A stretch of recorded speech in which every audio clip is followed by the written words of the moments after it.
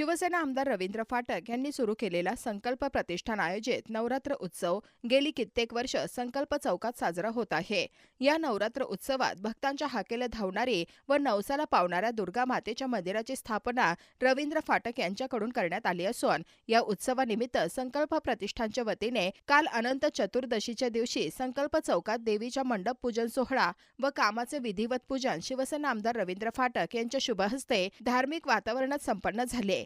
यावेळी शिवसेना माजी नगरसेविका जयश्री फाटक, माजी नगरसेवक दीपक वेतकर, माजी नगरसेविका नम्रता फाटक तसेच संकल्प प्रतिष्ठानचे सर्व पदाधिकारी व कार्यकर्ते तसेच स्थानिक महिला नागरिक मोठ्या संख्येने उपस्थित होते। यावेळी उपस्थित मान्यवरांच्या उपस्थितीत आरतीही करण्यात आली। कशा पद्धतीने कार्यक्रमांचे आयोजन असेल?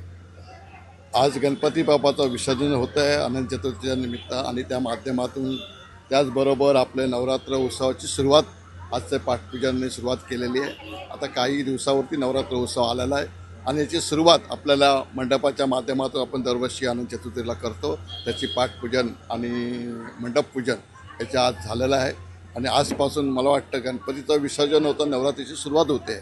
तसं दरवर्षीप्रमाणे संकल्प प्रतिष्ठानच्या माध्यमातून नवरात्र उत्सव ठाणे शहरामध्ये एक चांगला मोठ्या पद्धतीने केला जातो। त्याची सुरुवात आजपासून झालेली आहे।